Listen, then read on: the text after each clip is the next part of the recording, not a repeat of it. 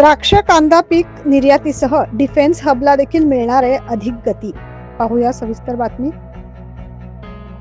नाशिक जिल्ह्याभरात कांदा आणि द्राक्ष पीक मोठ्या प्रमाणात घेतले जाते। त्या प्रमाणात निर्यात देखील होत असून त्याला आता आणखी बळ देण्यात येईल।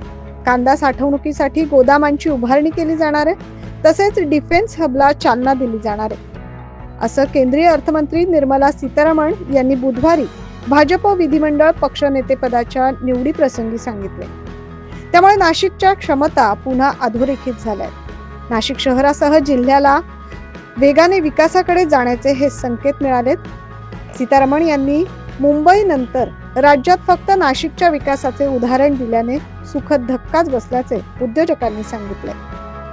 नवनिर्वाचित एमएलए गण के उत्साह देखकर मैं जरूर ये कहना चाहती हूँ, मुंबई का अग्रणी स्थान हम तुरंत वापस ले आने के लिए काम करेंगे।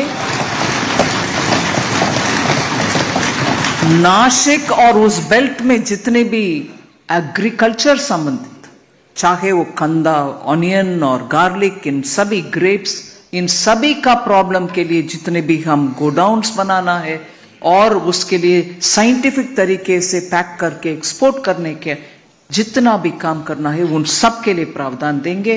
और डिफेंस का मैन्युफैक्चरिंग में अग्रणी स्थान, इधर कॉरिडोर नहीं आया मगर उससे ज्यादा काम हो रही है, उसके लिए केंद्र सरकार के द्वारा defence manufacturing, defence component manufacturing के लिए हम डेफिनेट डेवलपमेंट के लिए हम काम करेंगे।